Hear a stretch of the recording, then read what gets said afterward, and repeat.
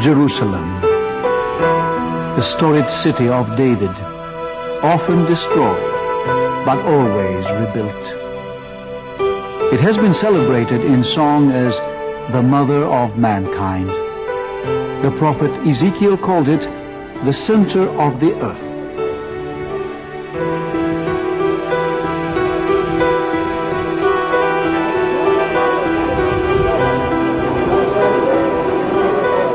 In and around Jerusalem, across war-ravaged hills, arid desert expanses,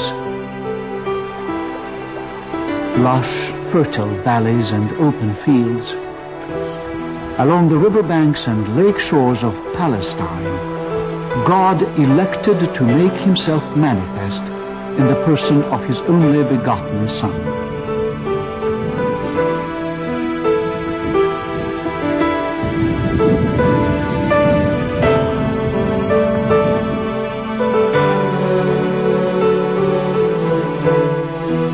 And in Jerusalem, the Son of God, a humble man, sacrificed himself for the salvation of mankind. His modest life in Palestine and the pain of his passion in Jerusalem changed the course of civilization.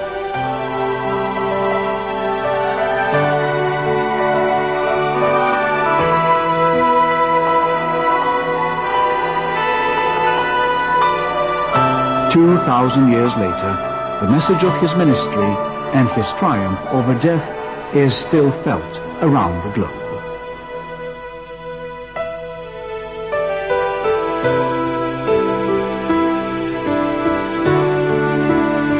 The church that Jesus Christ founded in this time-weathered land, the church that Peter and Paul and the other apostles took beyond the narrow boundaries of Palestine, still carries on today the essence of life that the Son of Man proclaimed in his ministry.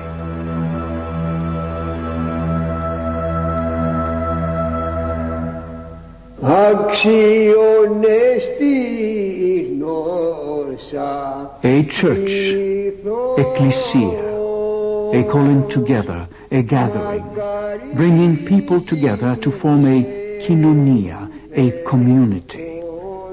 Surviving persecution, oppression, and even desertion, the church has stayed its course for 20 centuries to remain the faith of the New Testament, forever pronouncing its enduring message of love, agape.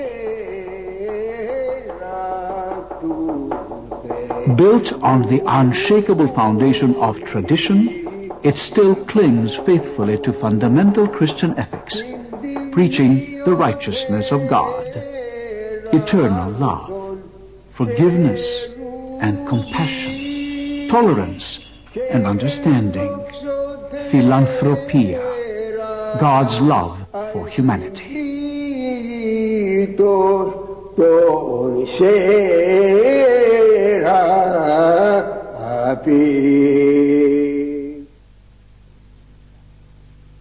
A journey back in history is always an opportunity for reflection. Who we are, what we are, where we are today depends on where we were yesterday.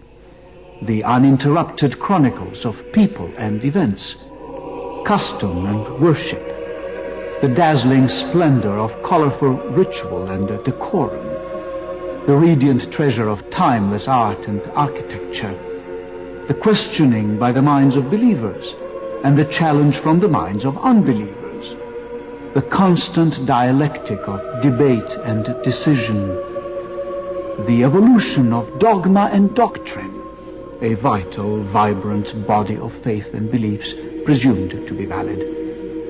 All these elements form the individual links of a chain connecting us to our roots and to our heritage.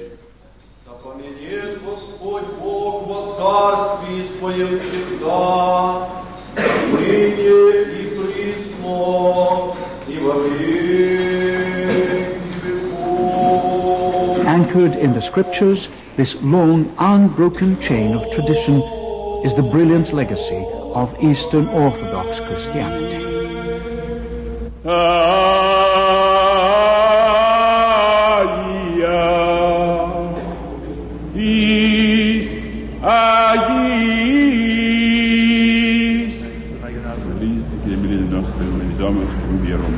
ύπου σου του μυστικού, σήμερον Ιε Θεού κοινωνών με παράλαβε.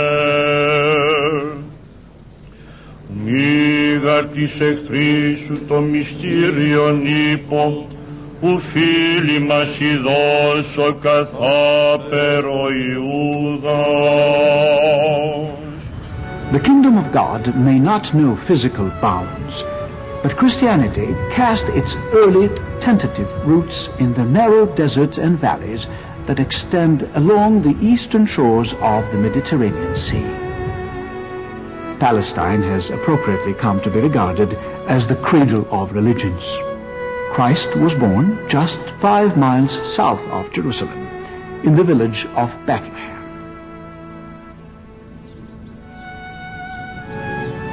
But he lived and practiced most of his ministry some 70 miles north of Jerusalem, around the Sea of Galilee, among Hellenized Jews and Gentiles. At Pentecost, 50 days after his glorious resurrection, Jesus, having already ascended to heaven, empowered his disciples with the Holy Spirit. That very day, 3,000 were baptized into the church, and the first Christian community was formed in Jerusalem. Go forth, Christ had commanded his apostles, and make all nations my disciples.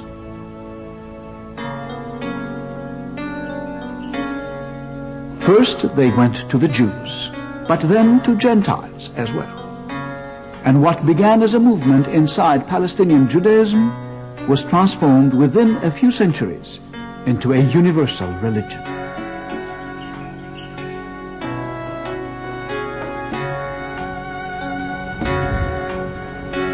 Christianity is forever marked by its Semitic origin, but it grew up in a decidedly Greek world.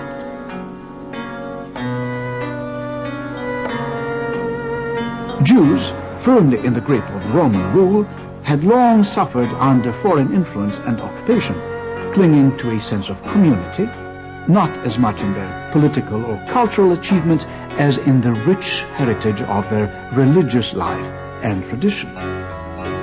This Old Testament Judaic heritage of fellowship, philanthropy, and belief in one God provided fertile ground for the message of Jesus.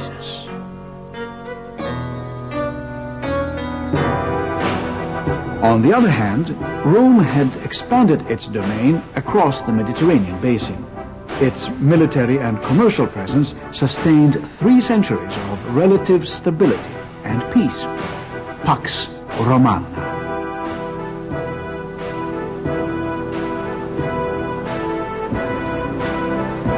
The Romans contributed a framework of law and order, as well as freedom of travel and commercial trade routes, the practical means by which ideas could spread.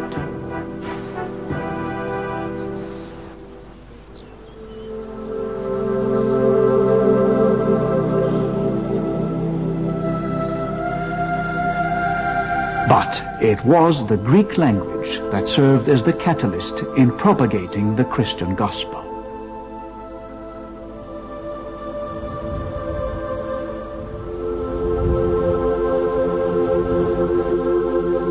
It was an advanced Hellenic culture and Greek classical thought that supplied the necessary climate for Christianity to actually take root and flourish.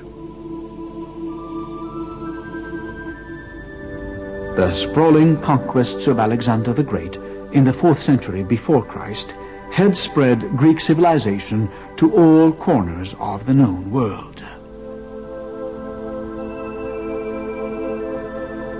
Greek had become the international language of the times, providing the means by which abstract ideas became universally intelligible. The rise of the Roman Empire did not change matters. Roman leaders spoke Greek as well as Latin, and the Roman Church celebrated its Mass in Greek, not Latin, well into the 3rd century A.D. Classical Greek philosophy had also gained a secure foothold in all territories of the Roman conquest. Immortality of the soul, as proposed by Socrates. Superiority of mind and reason over matter and the senses. Plato's concept that ideas or forms represented an eternal, unchanging reality behind ever-changing appearances. Aristotelian logic, a systematic reasoning from a premise to inevitable conclusion. Ethics, a distinction between right and wrong, good and evil. The notion of duty and self-improvement promoted by the Stoics.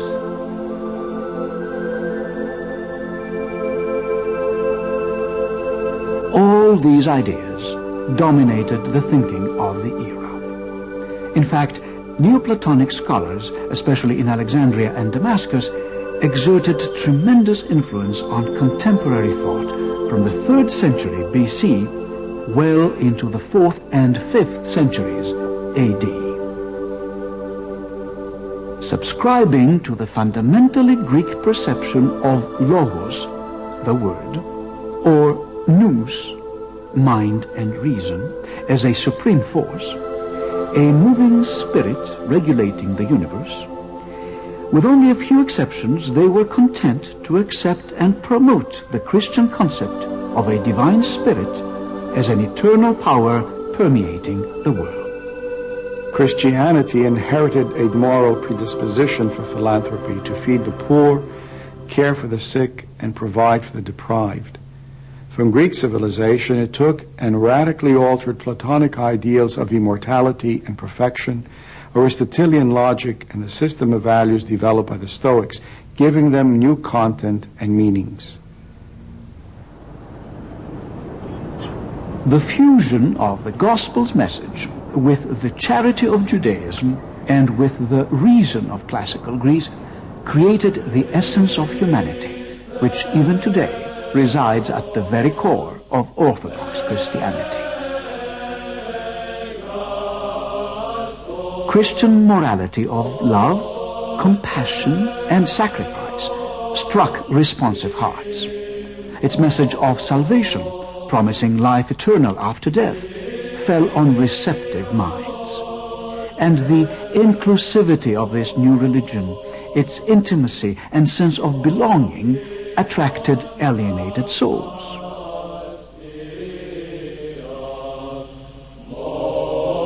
The predominantly pagan populations in rural areas felt threatened by the Christian rejection of pagan gods, whose favor they believed brought success to the empire. Loyal Roman citizens in urban centers resented Christian indifference for imperial or military service. Worse yet, government didn't take kindly to Christians renouncing the emperor's divinity. Their preaching of a new king suggested revolution, if not treason. In such an environment, hospitable to fundamental Christian beliefs, but hostile to their apparent consequences, Christianity took its first tentative steps to enlighten civilization and to transform and build cultures. St. Paul, a Greek-speaking Jew with the distinct advantage of full Roman citizenship, in fact once a zealous persecutor of Christianity, became its most passionate convert and missionary. He set out to attract the masses to what he called the body of Christ. In 4 consecutive journeys, strenuous enough to have broken a man of lesser faith, often at risk, St. Paul touched Jews and Gentiles alike.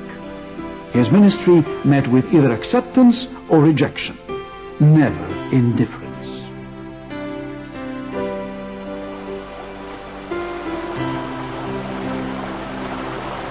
At Philippi, he baptized Lydia, the first Christian convert on the European continent.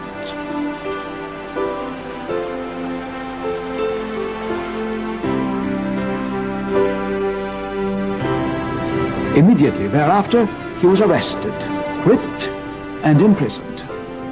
Miraculously, he escaped.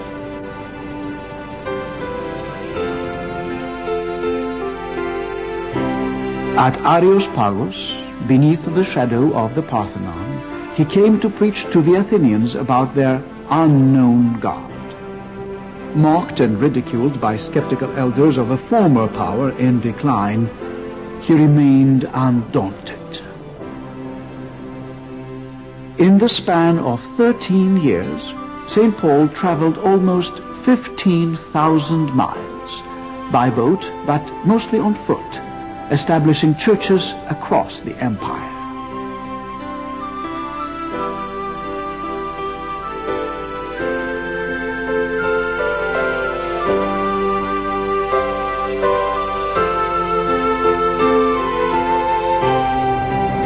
The apostle of the Gentiles, he took Christianity out of the narrow confines of the Jewish synagogue and into the world.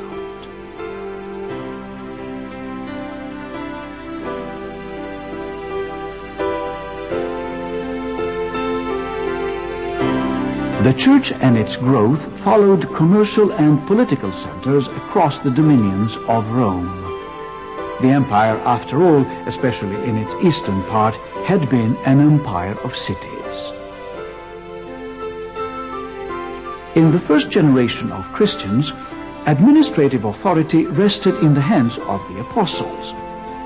However, once a church was established, an apostle, before moving on in his mission, would appoint elders to oversee the affairs of each community. By gradual evolution, there emerged an administrative structure with threefold ministries: deacons, attendants to perform community services, presbyters or elders to assist in the administration of the community and its worship, episcopi, the overseers, or bishops to preside over the church in each city. By the 2nd century, such a church hierarchy had been clearly established. Each city had an ordained bishop, an episkopos, tracing themselves to an apostle. To this day, countless episcopal seats in the Orthodox family claim such an unbroken tradition of apostolic succession. By a laying on of hands upon ordination of a bishop, authority passed directly from an apostle to the bishop and to each of his successors thereafter.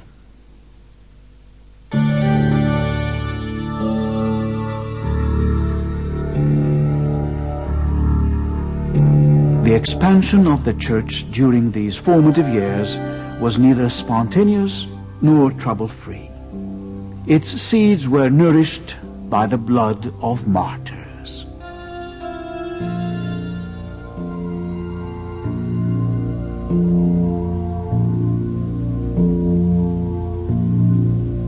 Martyrdom and persecution awaited at every single crossroads.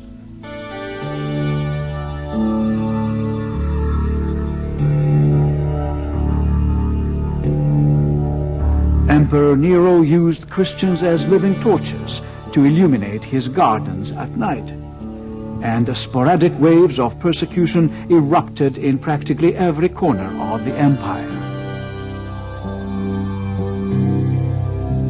Despite periods of tolerance, during its first 3 centuries, Christianity remained a religion expressly forbidden and oppressed by the government. There were even state-sanctioned outbursts of general persecution when worship of Christ was punished by death. The Great Persecution, launched by Emperor Diocletian at the turn of the 4th century, ordered destruction of all church buildings, confiscation of Christian books, dismissal of Christians from government or military positions, and imprisonment of all clergy.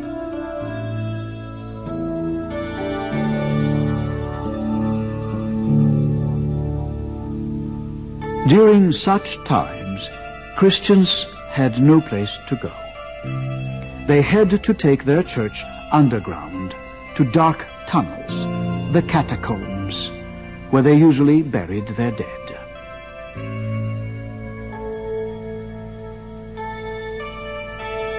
These caves were the first churches, the first altars, the first schools that helped Christians sustain their faith and keep the flame alive.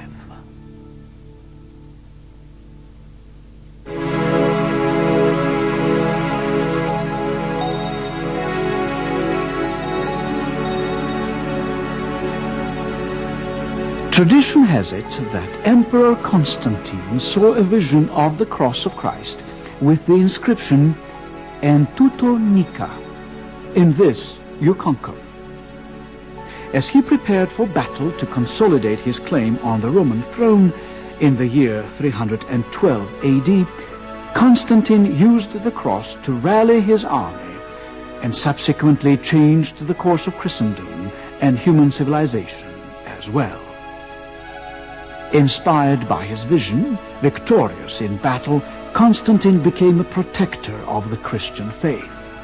He came to be known as Constantine the Great, and with his mother Helen was recognized by Orthodox Christianity as one of its greatest saints and benefactors.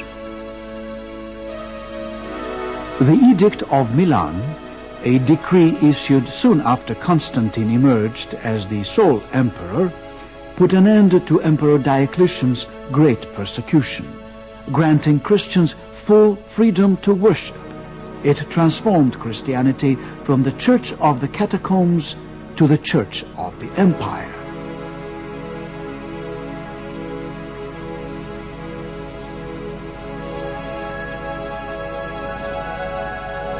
Religion had long been integrated into Roman society.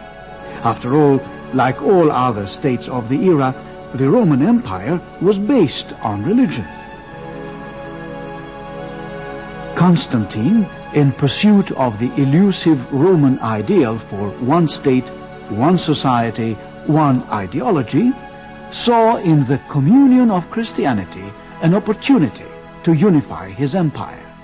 He imagined a single, powerful realm, imitating on earth the kingdom of heaven.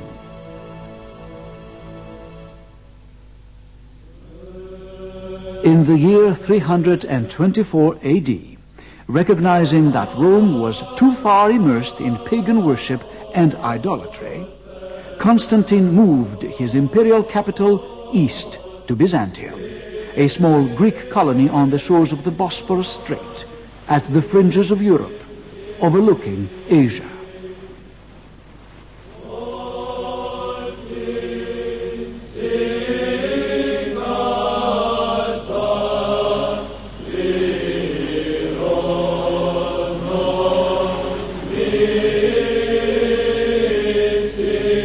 The New Rome, he called it. Later, in his honor, it was renamed Constantinople, the city of Constantine. His dream gave birth to a Christian realm that provided the means for the ultimate integration of Christianity and Hellenism.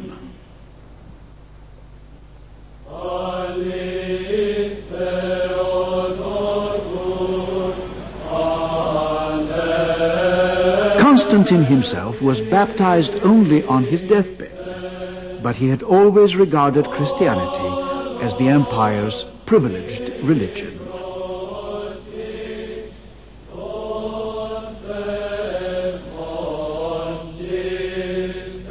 Much later, in the 4th century, 50 years after his death, Constantine's favorable policies toward the church were finally carried through to completion.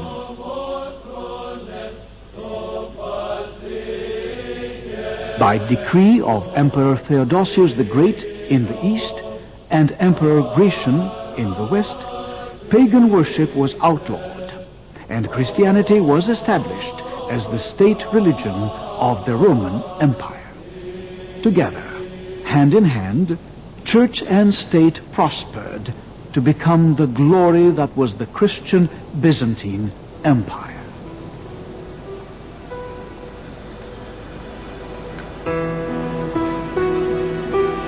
Constantinople, the cradle of Byzantine power and culture, flourished to become perhaps the most civilized city in the history of Christianity.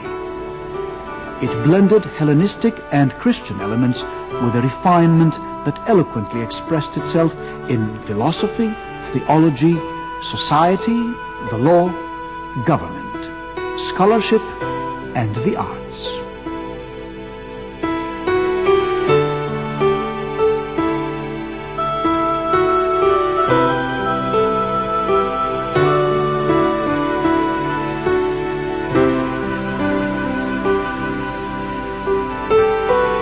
Byzantine integration of Hellenism and Christianity, church and state, gave rise to the longest-lasting dynasty in the history of mankind.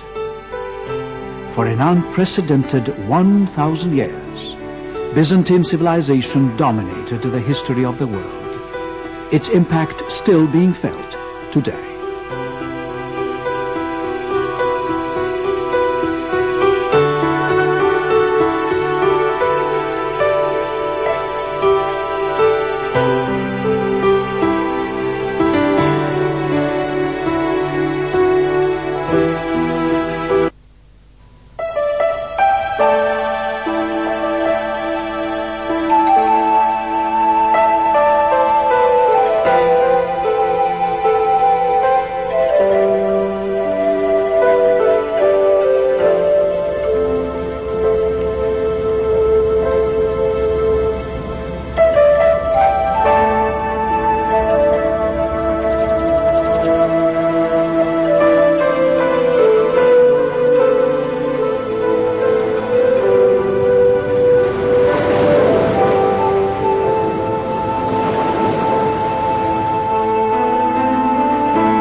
The followers of Jesus Christ spread his word throughout the Mediterranean basin, and the Christian faith flourished despite eras of violent persecution by the state.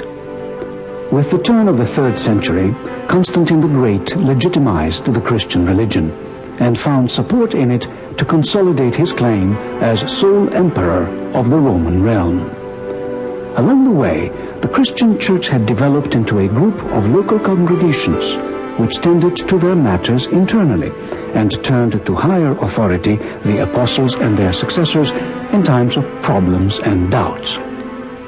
By the middle of the 3rd century, following the early example of the apostles, bishops of a province had occasionally gathered at provincial capitals to discuss and resolve common problems.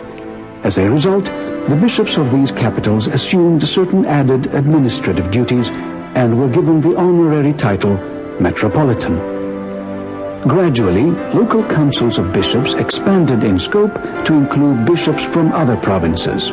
These larger councils usually assembled in the more prominent cities: Rome, Alexandria, and Antioch. Consequently, their bishops acquired added prestige and importance in the affairs of the church beyond their own immediate provinces and were recognized as archbishops. Eventually, they became known as patriarchs, leaders of a patria, a family, a tribe.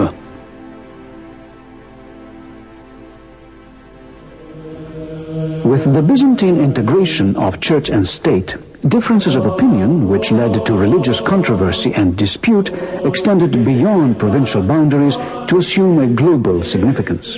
They demanded even broader ecumenical solutions.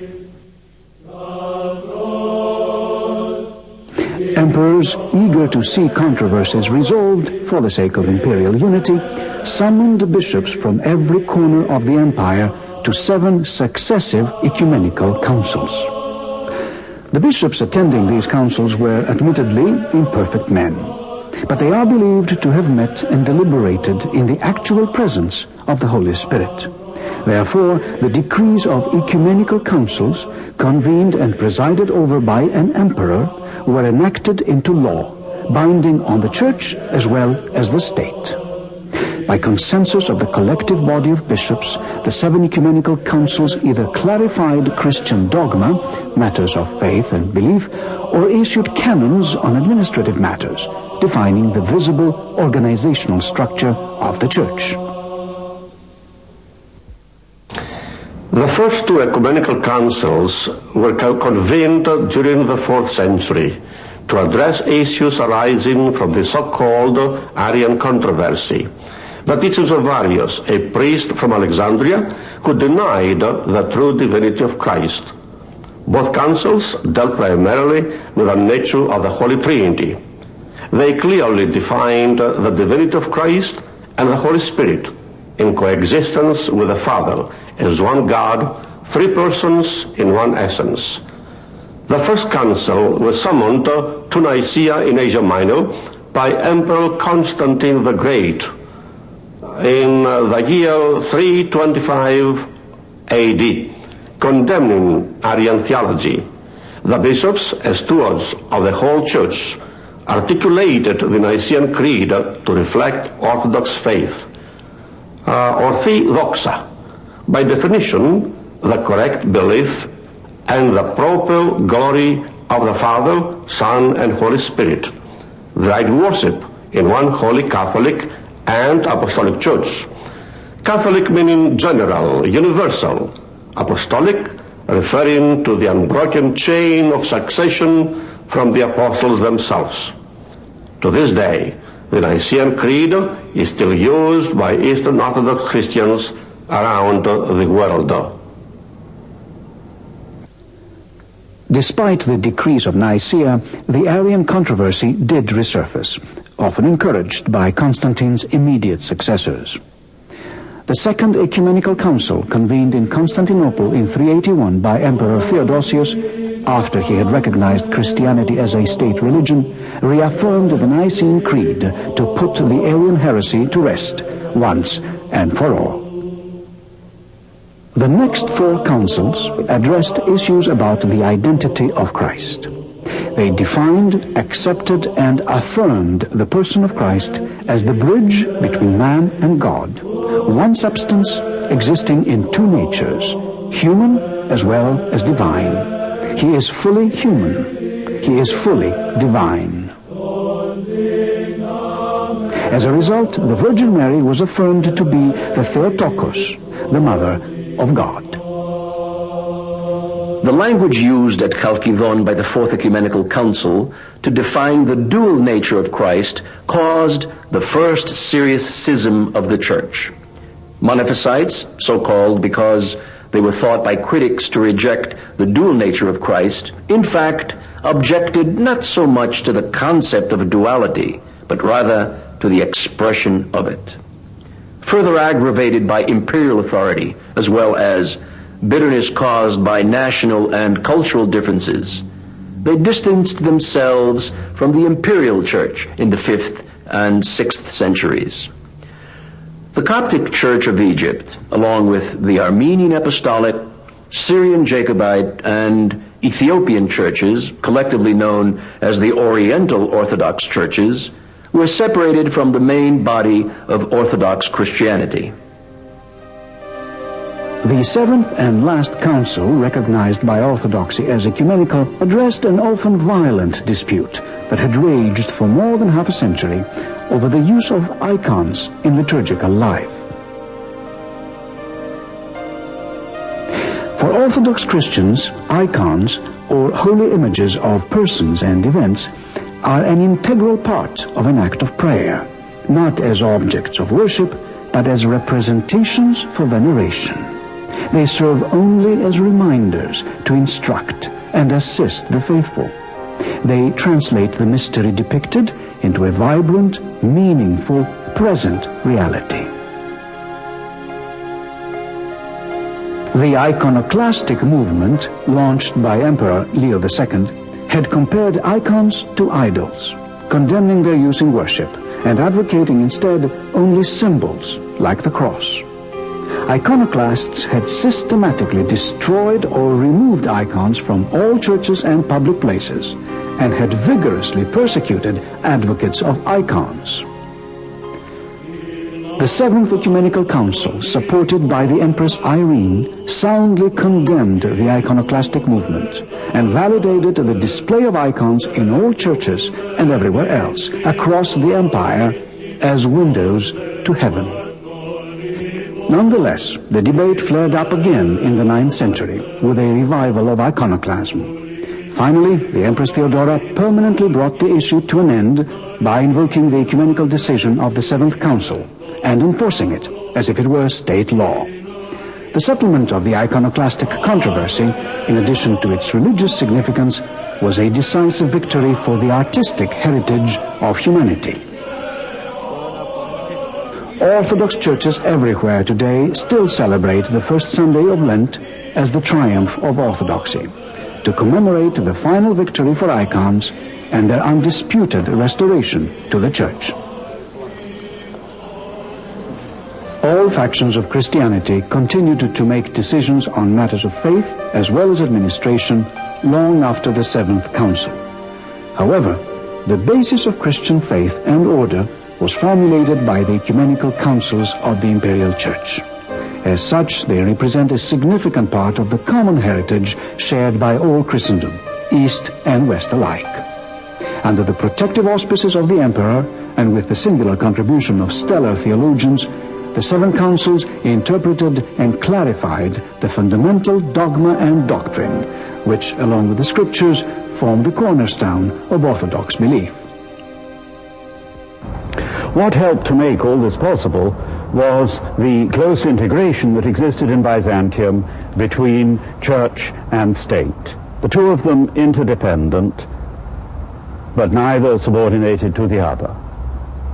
The emperor was understood to be no merely earthly ruler, but God's representative. This meant that he had responsibilities in the religious sphere. There were certainly times when the emperors exceeded their authority, when they tried to interfere directly in matters of doctrine. On such occasions, the church leaders and the monks made it clear that the church had a mind and will of its own. From the moment the church was born, there were always people who bore witness that the kingdom of God is not a kingdom of this earth. They served as a constant reminder that Byzantium was a mere symbol of the kingdom of heaven, not itself the reality. Some of them rose to prominence as the great defenders of orthodoxy. These men of extraordinary holiness are collectively known as the great fathers of the church. Countless others, perhaps less known but no less saintly, made their presence eternally felt by word, deed, or sacrifice. Almost all of them were nurtured and sustained by the monastic movement to become the enduring conscience of the earthly church. Monasticism as a fully developed institution did not exist before the 4th century. It grew gradually as a retreat from Christian complacency and ethical decadence brought about by the legalization of the faith. To a lesser extent, it was also a reaction against excessive imperial interference in the internal affairs of the church.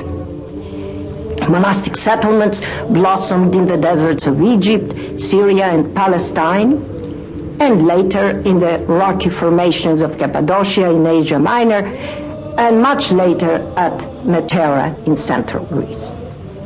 But since the 10th century, the center of monastic life has been a rocky peninsula in northern Greece, Mount Athos, the holy mountain. In an age where blood martyrdom was preempted by legalization of the faith, monks and nuns, ascetics and hermits became the martyrs, subjecting themselves to self-denial, absolute obedience, and total seclusion.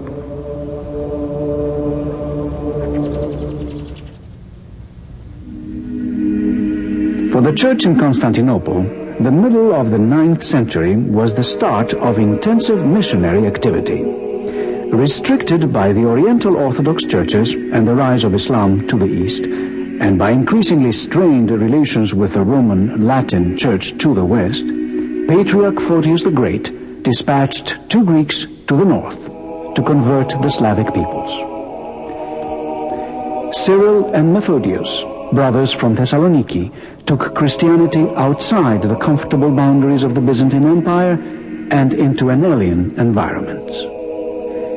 Cyril and Methodius were determined to establish a native ministry. They developed a special alphabet from the Greek to translate the gospel and write service books in Slavonic. The written culture of the Slavs was born, allowing Slavic civilization to prosper. The Slavs were Christianized and civilized at the same time. They were given a fully articulated Christian doctrine in their own language and a fully developed Christian civilization. As a result, churches in Bulgaria, Serbia, and eventually in Romania and Russia thrived within natural national boundaries. For instance, in 927, less than a full century since Slavs first heard the gospel, the Bulgarian Orthodox Church was recognized by Constantinople as an independent, autocephalous patriarchate. In 988, Russia officially became a Christian state with the conversion of Vladimir, ruler of Kiev. By that time, all the powerful states surrounding Kiev had abandoned paganism and adopted some form of monotheism. Vladimir wanted to do the same, so he sent envoys abroad to observe the rituals of Islam, Roman Catholicism, and Orthodoxy. The envoys were overwhelmed by the beauty of the Greek Orthodox rites they witnessed in the church of Hagia Sophia in Constantinople. When they returned to Kiev and gave their report, Vladimir decided to adopt the Byzantine form of Christianity and decreed that all his subjects be baptized in that faith. Few people have accepted the Orthodox faith with as much devotion as the Slavs. Their conversion was a pivotal event in their social growth and cultural progress.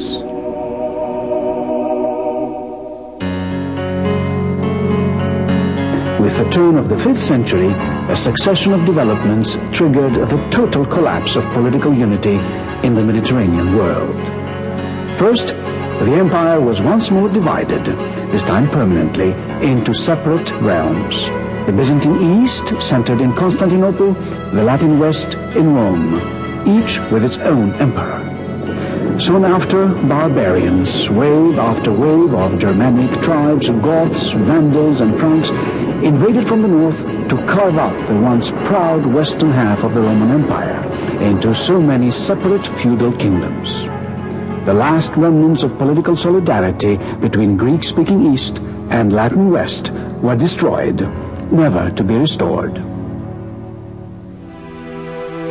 During the reign of Justinian in the 6th century, while the West was still divided and in a constant state of conflict, the Byzantine Empire was rising to the height of its glory. Constantinople gained both prominence and influence. Justinian's gift to the world, the Church of Hagia Sophia in Constantinople, is perhaps the ultimate expression of Byzantine symphonia, a unique harmony between church and state. On the one hand, an imperial church attending to matters divine, guarding the state. On the other hand, a Christian empire presiding over mortals as protector of the church to preserve the faith. In such an environment, the Bishop of Constantinople, by tradition direct successor of Andrew, the first apostle of Christ and founder of the Church of Byzantium, assumed the title of ecumenical patriarch. He came to be recognized as spokesman and spiritual leader for Eastern Orthodoxy. Rome, based on ecumenical canon, objected, but to no avail. Political power and prestige had decisively shifted to the East. In the East, bishops of many local churches legitimately claimed a direct, unbroken apostolic succession. No less than 4 of them had been elevated by ecumenical council decree to prominent honorary status. Consequently, Eastern Orthodoxy evolved as a decentralized affiliation of co-equal bishops, subscribing to decision by consensus under the protection of a single, strong, secular head, the Emperor of Byzantium.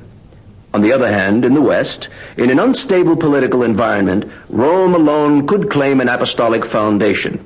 As a result, the Ecclesia, or Church of Rome, developed a centralized structure. Slowly, religious as well as secular authority was concentrated in the office of the Pope, the Bishop of Rome. Linguistic obstacles compounded the problem, making communication even more complex and difficult. By the 7th century, very few in the West could read Greek, and although Byzantium still called itself the Roman Empire, it was a rare Byzantine who knew Latin, the language of the Romans. With the advent of Islam in the 7th and 8th centuries, the Mediterranean fell under Arab control, and cultural and commercial contacts between Rome and the prominent seats of Eastern patriarchates started to deteriorate. Cut off from Byzantium and the eastern Mediterranean, the West proceeded to establish a new Holy Roman Empire of its own, independent and emancipated from the Byzantines. To that effect, at the onset of the 9th century, the Pope crowned a new emperor, Charlemagne. Supported by a succession of popes, Charlemagne, former king of the Franks, attacked the legitimacy of the Eastern Empire in an attempt to take sole control of the Christian world, and thus restore the empire in the West. The stage was set for an open conflict.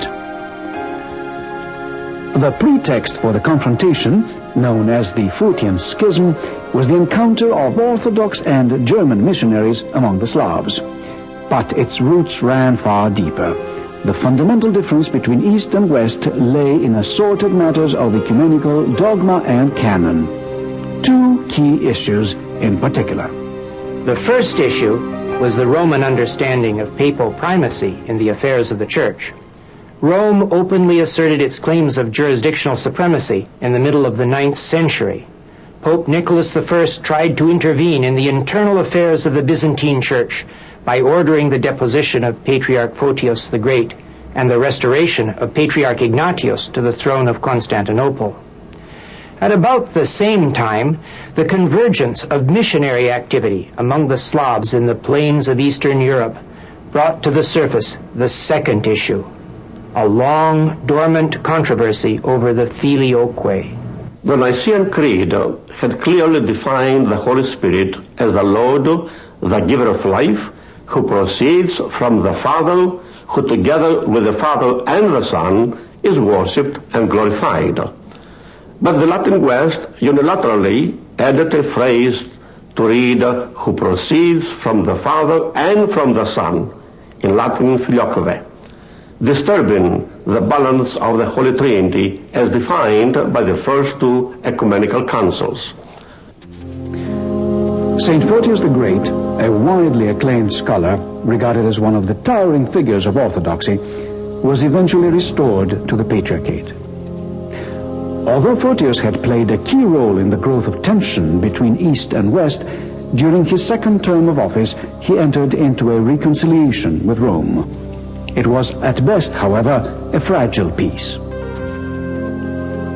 In less than 100 years, following minor incidental conflicts, Cardinal Humbert, a high-ranking representative from Rome, placed a stamp of excommunication on the altar of Hagia Sophia at Constantinople, prompting the Orthodox Church to respond with anathemas of its own. This action marks what is commonly accepted as the beginning of the Great Schism. It was the year 1054 AD. However, some level of friendly relations was in fact maintained, as men of good conscience on both sides continued to hope that the gap separating them could be bridged.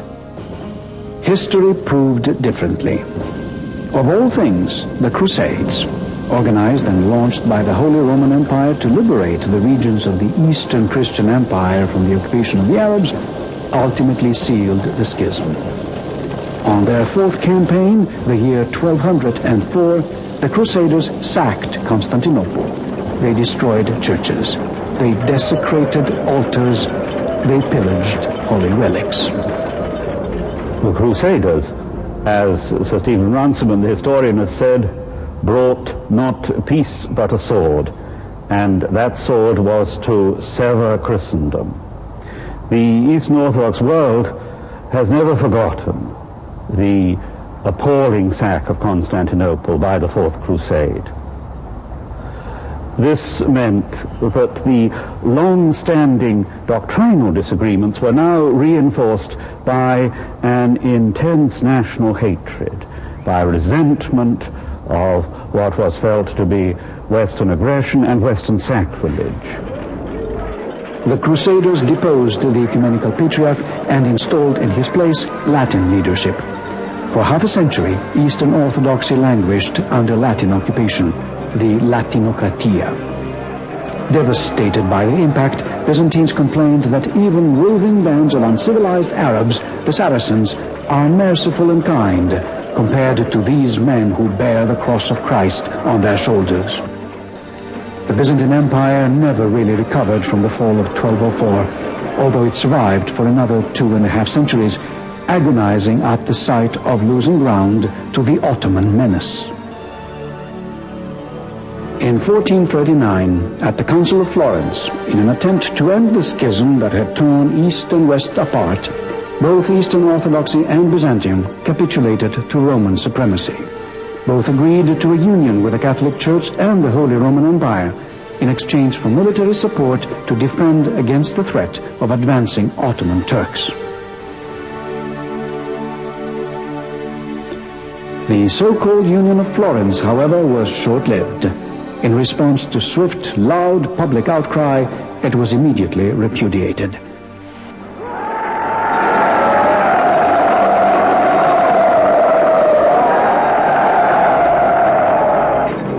On the 7th of April, 1453, the Ottomans, spurred by the dreams of Muhammad the Conqueror, launched a massive attack on Constantinople by land and by sea.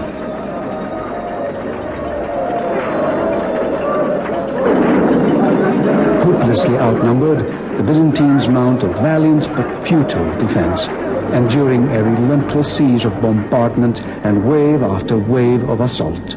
Still, the city holds for 7 long weeks.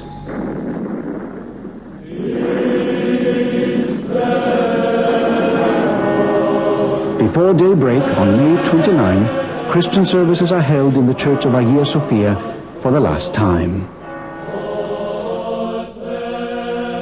Ironically, on that tragic moment, Orthodox and Roman Catholics, setting their differences aside, gather to pray together, united.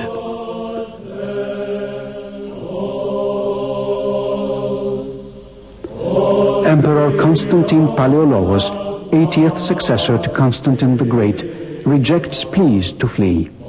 Instead, he falls fighting by the side of his men on the ramparts of the once mighty walls. The Sultan Mehmet is said to have shed tears of compassion at the sight of plunder and destruction that he and his men had wrought.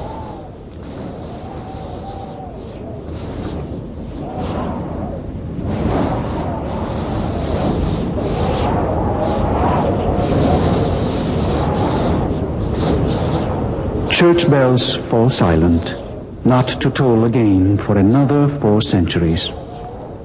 Hagia Sophia, the most renowned symbol of Orthodox Christianity, is converted to a Muslim mosque. Before long, the Muslim crier's chant reverberates from minarets all across the Orthodox world.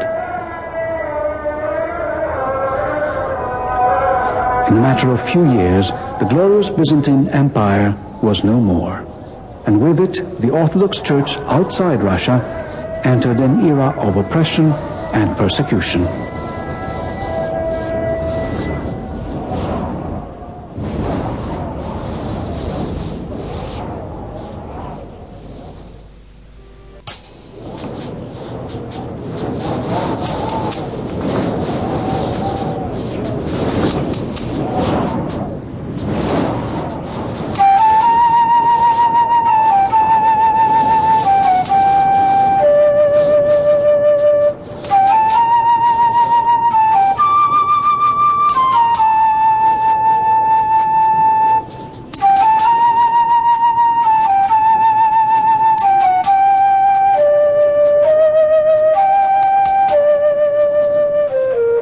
The fall of Constantinople to the Ottoman Turks in the year 1453 might have signaled the end of the Byzantine Empire.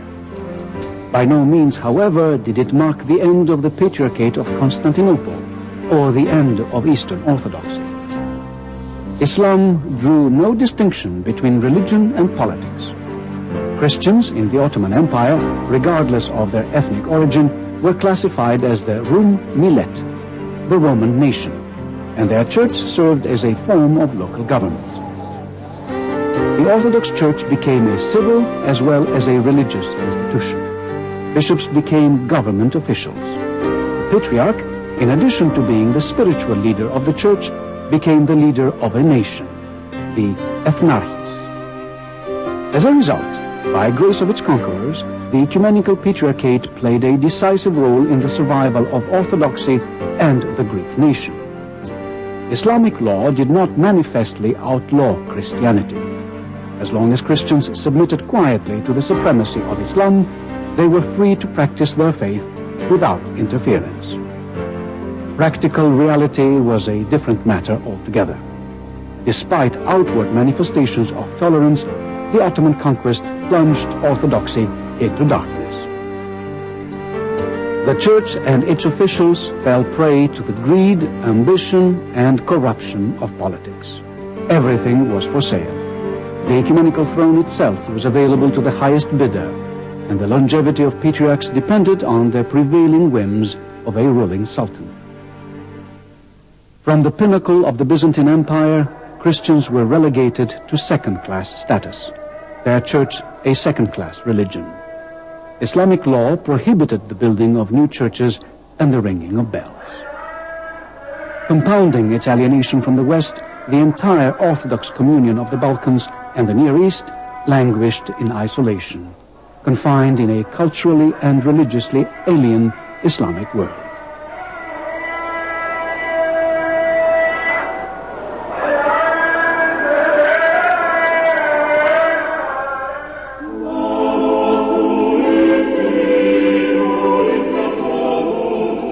Russia alone escaped that fate to aspire for leadership in Eastern Orthodoxy, precisely as its vast empire was beginning to take root. Ivan III, the Great, married a niece of the last Byzantine emperor to establish a link with Byzantium. He assumed the titles Emperor and Tsar, a Slavonic equivalent to the Roman Caesar, and adopted the double-headed eagle of Byzantium as his state emblem. The Russians presumed to be the successors to the Byzantines. The first Rome, they reasoned, had fallen to barbarians because of heresy. The second to the Turks because of sin for accepting the unholy union with the Catholic Church, the short-lived Union of Florence. Moscow was still standing, the third and last Rome, the center of Orthodox Christianity. There would be no other Rome, they said. Ivan IV, the Terrible, assuming the role of champion and protector for all orthodoxy, established his 16th century reign on that foundation and built an empire on it. With the approval of all Eastern patriarchates, the Russian Church was recognized as autocephalous, independent of any external church authority. The Bishop of Moscow was elevated to patriarch. In the meantime, all the other Eastern patriarchates remained isolated from the mainstream of European political and religious developments. Constantinople could not agree to overtures from the Protestant Reformation movement that shook the Western establishment in the 16th century. Neither was it in a position to stem the intrusion of Roman Catholic Jesuits and Protestant missionaries on Orthodox territories outside the Ottoman Empire. As a result, at the Union of Brest-Litovsk, an agreement concluded in the late 16th century, millions of Orthodox Christians in Ukraine, although allowed to retain their Eastern rites and customs, submitted to the doctrine of Rome and the jurisdiction of its Pope. The Ukrainian and other Eastern churches which in the 16th, 17th, 18th centuries entered into union with the Roman Catholic Church have come to be collectively referred to as the Uniate or Eastern Catholic churches. The recrimination and occasional violence that sometimes erupts between Uniates and Orthodox even today remains one of the sensitive areas of disagreement between the Eastern Orthodox and Roman Catholic churches.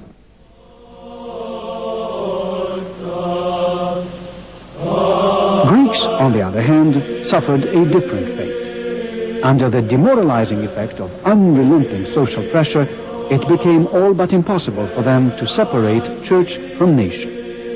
More than ever before, Hellenism and Orthodoxy became inseparably intertwined. Secretly, the church sustained and nurtured the flickering candles of Greek culture, customs, and tradition. If it weren't for the church, Greece would have lost all sense of national identity and unity. It was the church that stoked the flames of liberty. It was the church that inspired a demoralized, subservient nation to strike the banner that launched its revolution in 1821.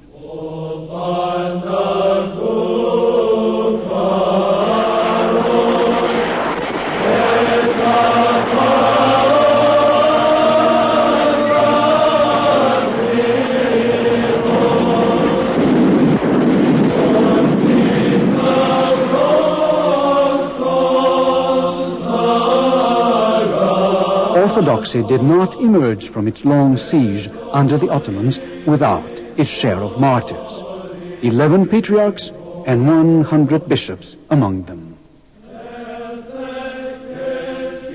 Cyril Lucaris, who served 7 times as Patriarch of Alexandria and Constantinople, was drowned. Saint Cosmas Epalos, a monk who had become the most prolific missionary in Greece, also suffered a martyr's death. The ecumenical Patriarch Gregorius V, along with 2 metropolitans and 12 bishops, was hung at the gates of the Patriarchate in retaliation for the outbreak of the Greek Revolution. Nevertheless, Ottoman rule did not erase the Orthodox faith. After the Greek uprising and the collapse of the Ottoman Empire, riding the wave of 19th century militant nationalism, the Church emerged safe and sound, but with its structure permanently altered. The churches of Greece, Serbia, Romania, and Bulgaria could not continue to function ecclesiastically under the jurisdiction of the Patriarchate that remained isolated in the foreign and hostile environment of the Ottoman Empire. By the end of the century, they had established national, self-governing, independent churches.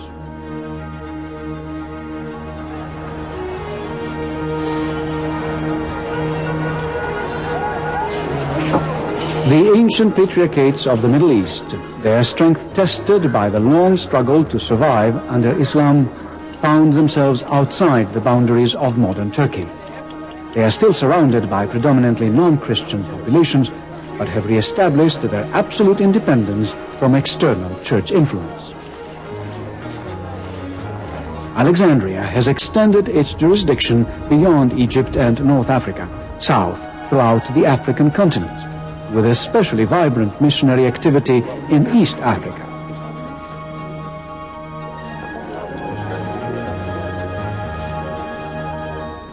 The presence of Christianity in Africa will continue, and that means that the Patriarchate of Alexandria will survive. Africa is a continent with many Muslims, especially north of the equator. But it also has Christian Africans from the equator and below. Africa's Christianity and Africa's Islam meet, and they have a duty to find a way of life, both just and peaceful. And in this way of life, the Orthodox Patriarchate of the Orient, which has sowed its seeds in Uganda and Kenya, where we have 100,000 Orthodox Africans, will survive too. And who knows? Perhaps tomorrow, in the march of time, we shall have in the Patriarchate of Alexandria an African patriarch. The Patriarchate of Antioch, now based in Damascus, the Syrian capital, continues to serve the Arab Christian population in Lebanon and Syria, with Arab patriarchs and bishops since the turn of the century.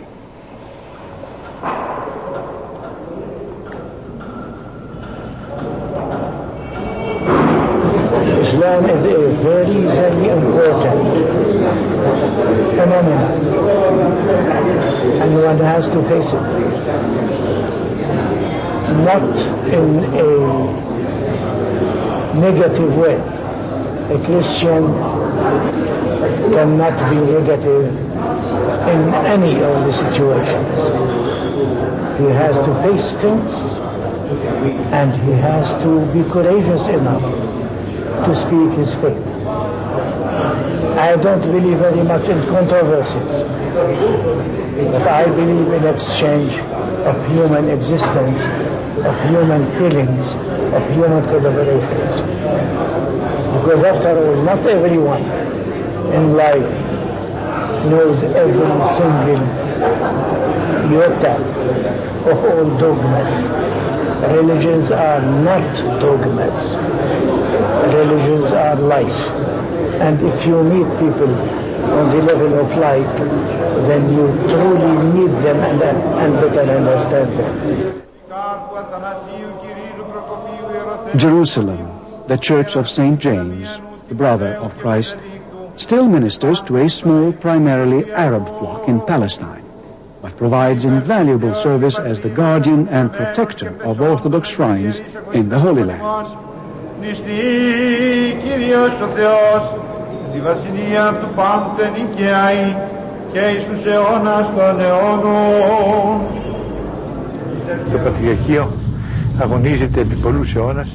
The Patriarchate has struggled for many centuries here in the Holy Land and in the Middle East in general to protect our sacred national heritage and to preserve what our forefathers created. The Greek presence here dates to 232 before Christ. We came not as conquerors, nor to destroy and then leave. We came as reformers. That is why what our ancestors created today adorn the Middle East, and especially the Holy City.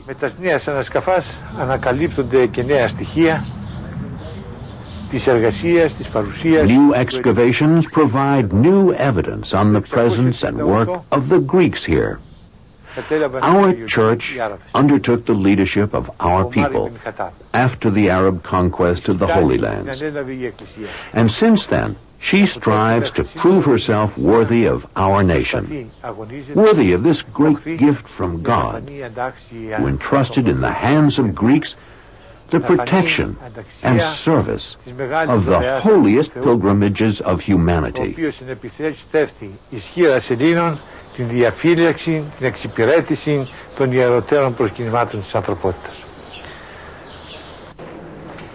Constantinople, although stripped of most of its former territories and deprived of its flock by harsh political realities, still retains its position of primacy among Orthodox episcopates. In such a shrinking world, East and West have lost their meaning, and the Ecumenical Patriarch is called upon to provide more than just spiritual leadership, emerging as an increasingly visible spokesman for worldwide orthodoxy.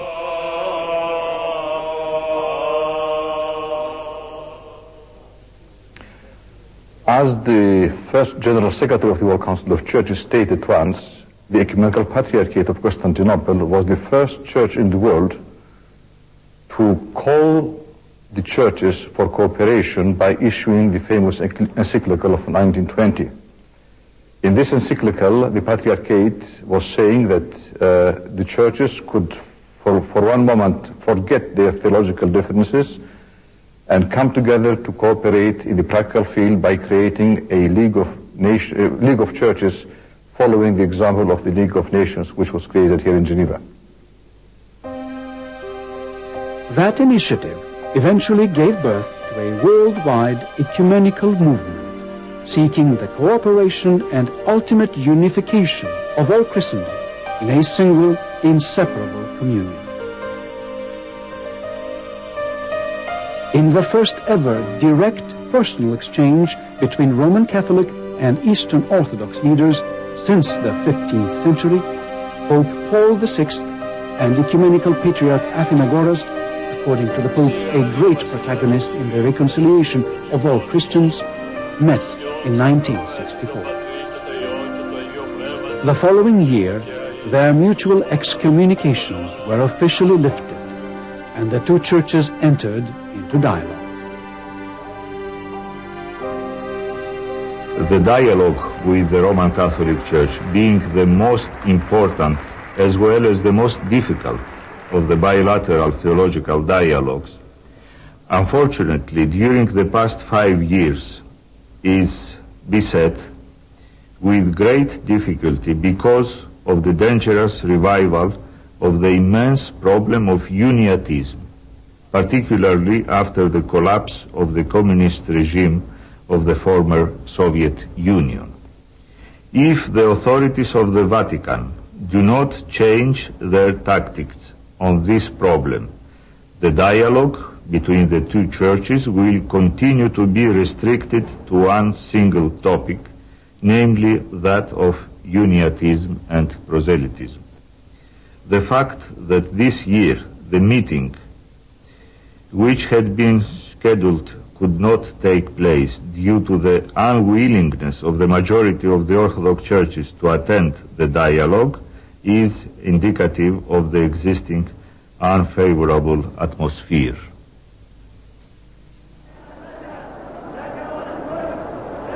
The near future will provide the Orthodox Church with the opportunity to come closer to Islam and enhance the dialogue and mutual understanding between Christians and Muslims.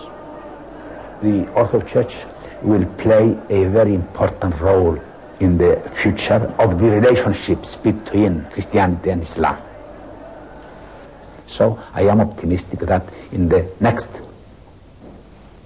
20, 30 years, 50 years, just now, the next 30 years, we shall have a very constructive dialogue which will be for the benefit of both sides. Because as you know, Islam and Christianity have many similarities, And we have, it is a necessity for us and for them, and because of Islam, the countries, these people, particularly in the Middle East, is very close to the Orthodox.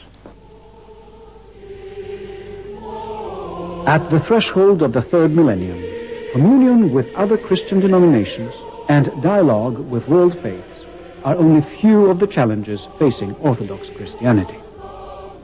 The unity and communication within the boundaries of the local Orthodox churches and the definition of an Orthodox identity in Western society are of primary concern. As countless immigrants fled poverty, war, and persecution from their Eastern European homelands, Orthodox communities flourished outside their traditional environment in Western Europe, the Americas, Australia, and the Orient.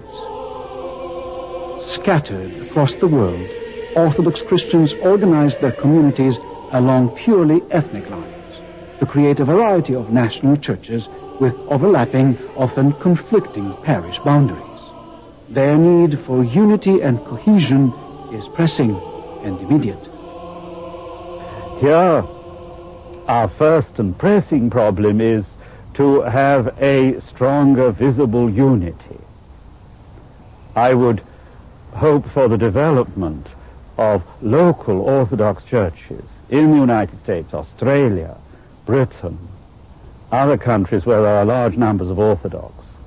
I would hope before too long we shall have in each place a single jurisdiction, a single episcopate, a local church with a synod of bishops able to make decisions for their own flock locally.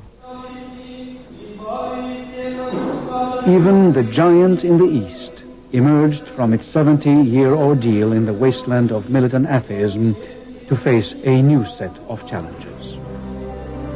It is hardly possible to fathom the suffering and humiliation that Orthodox people endured in the 20th century under the systematic persecution of communist regimes. Churches were methodically desecrated, closed, and destroyed. In Russia, at one point, as many as 150 bishops were in prison. The number of martyrs is likely to exceed those who perished in the age of the catacombs and the Ottoman conquest combined. Persecution had crushed the church, but paradoxically also protected it. Its tradition, undiluted by secular realities, was passed on intact in the home with even greater zeal by successive generations of devout grandmothers. However, having survived the grave challenges of tyranny, the reborn churches of Russia and Eastern Europe are now poised to share with worldwide orthodoxy the challenge posed by the demands of contemporary society. In the past centuries, Orthodoxy succeeded in integrating faith and worship with the everyday life of the people. Religion came into every aspect of life and interpersonal relations. Following the Industrial Revolution and the growth of big urban centers, this immediate and unambiguous blending of religion and society started to weaken, and religion became only a part of people's concerns. This is a concern very evident in Orthodox communities in Western societies, but it may become increasingly more important in every traditional Orthodox country of the East. Orthodox history is punctuated by a series of traumatic experiences. The conquest of Alexandria, Antioch, and Jerusalem by Arab Muslims, the burning of Kiev by Mongol invaders, the sack of Constantinople by Crusaders and Ottomans, the Bolshevik Revolution in Russia and the ensuing dislocation by communism, the expulsion of hundreds of thousands of Greek Orthodox from Asia Minor. From Saint Stephen, the first martyr, and the apostles Peter and Paul, through the ages to the present moment, orthodoxy has been forged on the anvil of persecution and sacrifice.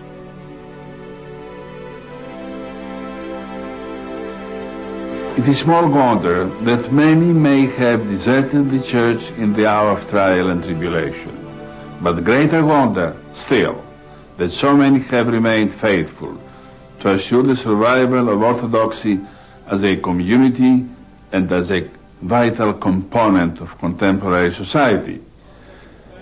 Its essence remains the spiritual life, the mystical experience, time-tested truth, all incorporated in 20 centuries of paradoxes or tradition. The Gospels, the mission of the apostles and their successors, the teaching of the great fathers, dogma and canons as promulgated by the ecumenical councils, the mystery of the Eucharistic liturgy, and the experience of sacramental life. Universal in character, Orthodox Christianity is no longer confined to the eastern part of the world. Today, it is an unlimited global resource, a vibrant, brilliant mosaic of people who differ from one another not in worship or dogma, but in culture, customs, and language alone. From New York and Helsinki to Buenos Aires and Nairobi, from London to Kiev, Tokyo to Jerusalem. It seems to me that in the past, orthodoxy tended to be an instinct. People were orthodox because of their birth, because of their national identity.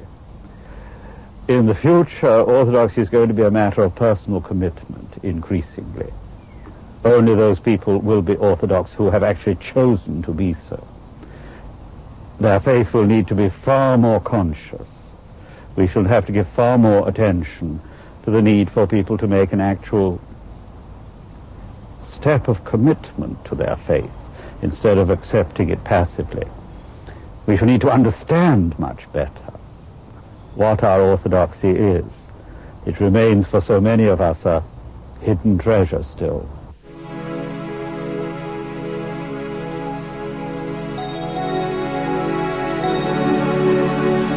The universal appeal of Christian orthodoxy lies in the heart of its humanity, philanthropia, God's loving kindness toward mankind. Open, graceful, compassionate, and forgiving. Orthodoxy means living not in the anguish of mankind, but in the glory of God. It celebrates not Christ the victim, but Christ the victor. It emphasizes not so much satisfaction as much as salvation of humanity. Our relationship with God is not legal, it is spiritual. Each of us, man, woman, and child, forever remains a creature of God. Plasma Thou. As such, all of us indeed carry within us a hidden treasure.